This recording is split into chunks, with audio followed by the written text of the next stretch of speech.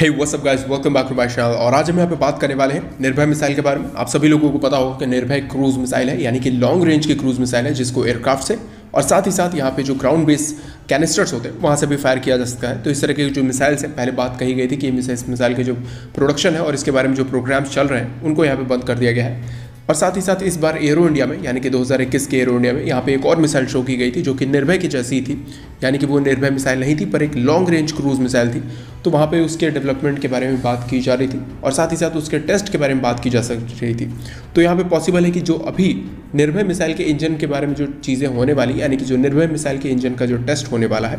तो उसी तरीके के जो इंजन की जो रिक्वायरमेंट है वो नए मिसाइल को भी होने वाली है। तो हो सकता है कि ये जो टेस्ट हो वो नए मिसाइल के लिए हो, यानी कि नए मिसाइल के में जो इंजन लगाए जाएंगे हो सकता है कि वो निर्भय मिसाइल के इंजन हो, और यह ऐसा भी हो सकता है कि निर्भय मिसाइल को ही टेस्ट किया जा रहा हो, यानी कि इसके इंजन को पहले टेस्ट किया जाएगा और उसके बाद बहुत ही जल्द निर्भय मिसाइल का भी टेस्ट किया जाएगा। तो अगर ये सारी चीज़ों को अगर आप देखोगे तो एक लॉन्ग रेंज क्रूज मिसाइल की जो रिक्वायरमेंट है वो यहाँ पे इंडियन एयरफोर्स को है, क्योंकि भले ही हमारे एडवर्सरीज आसपास है जिन्हें जो हमारे एनिमी कंट्रीज़ हैं, लेकिन इंडियन ओशन रीजन में और साथ ही साथ अगर आप वेस्ट में ले लो, यानी कि जो हमारे अरेबियन सी है वहाँ पे भी ले लो, तो जो रिक्वायरमेंट है वहाँ काफ़ी ज़्यादा है। अब बात कर लेते हैं यहाँ पे जो नेक्स्ट अपडेट है वो यहाँ पे एक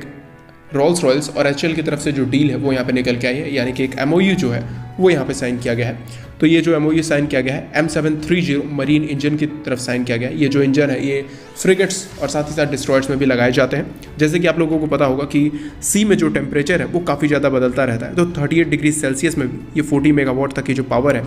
यानी कि काफ़ी इंटेंस टेम्परेचर में भी ये 40 मेगावाट तक की जो पावर है वो यहाँ पे देने में सक्षम है, यानी कि काफ़ी इंप्रेसिव इंजन है। यहाँ पे कहा जा रहा है कि प्रोजेक्ट 17A जो कि नेक्स्ट जनरेशन के फ्रिगेट्स बनाए जाने हैं, जिसके बारे में कोई भी लेटेस्ट इन्फॉर्मेशन नहीं आई है, यानी कि कोई भी इन्फॉर्मेशन अभी तक इसके लिए कोट नहीं की गई है। और ऐसा कहा भी जा रहा था कि ये जो प्रोजेक्ट है उसको कैंसिल कर दिया गया है बजट को लेके, लेकिन ये जो इंजन है ये अब इंडिया में ही बनाए जाएंगे। इसकी जो मार्केटिंग है इंडिया से होगी, सर्विसिबिलिटी इंडिया में ही होगी, सपोर्ट जो होगा वो इंडिया में होगा, और यहीं से जो बाकी कंट्रीज़ को अगर रिक्वायरमेंट होगी तो उन्हें डिलीवर भी किए जाएंगे। और ये पहला डील है ऐसा रोल्स रॉयल्स और एचएल के बीच में जो कि मरीन इंजन को लेके हो रहा हो, यानी कि कोई सी बेस्ड प्लेटफॉर्म को लेके हो रहा हो। अब बात कर लेते हैं नेक्स्ट अपडेट के बारे में, जो कि अपडेट आ रही है यूरोप के नेक्स्ट जनरेशन फाइटर जेट्स को लेके। तो यहाँ पे जो नेक्स्ट जनरेशन का फाइटर जेट होने वाला है वो यहाँ पे 6th जनरेशन का फाइटर जेट होने वाला है। जैसे कि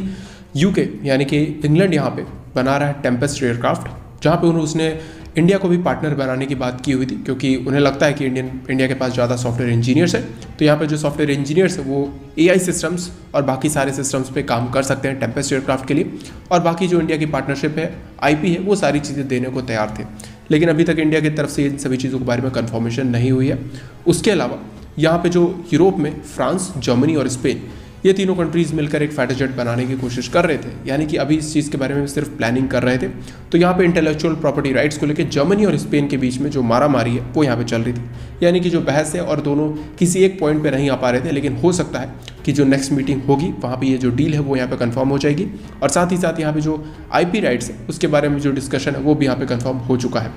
तो ये जो एयरक्राफ्ट होने वाला है ये इनका नेक्स्ट जनरेशन,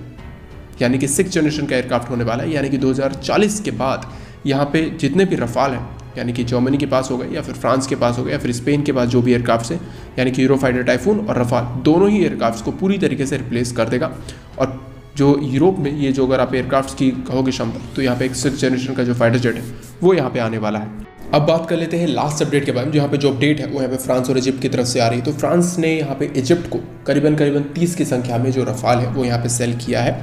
और ये जो रफाल है वो $3.5 बिलियन के आसपास आ रहे हैं, यानी कि एक काफ़ी कम बजट में 30 की संख्या में जो रफाल है वो यहाँ पे मिल रहे हैं। पहले की जो कॉस्ट थी वो थोड़ी एक्सपेंसिव थी, लेकिन अब जो कॉस्ट है वो यहाँ पे ऑलमोस्ट हाफ हो चुकी है। तो यहाँ पे जो 30 की संख्या में रफाल मिलेंगे, इसकी जो पेमेंट है वो यहाँ पे इजिप्ट को 10 साल में करनी है, जो कि आप कह सकते हो एक अच्छा खासा समय है। यहाँ पे $3.5 बिलियन कोई बड़ी रकम नहीं है इजिप्ट को पे करने के लिए।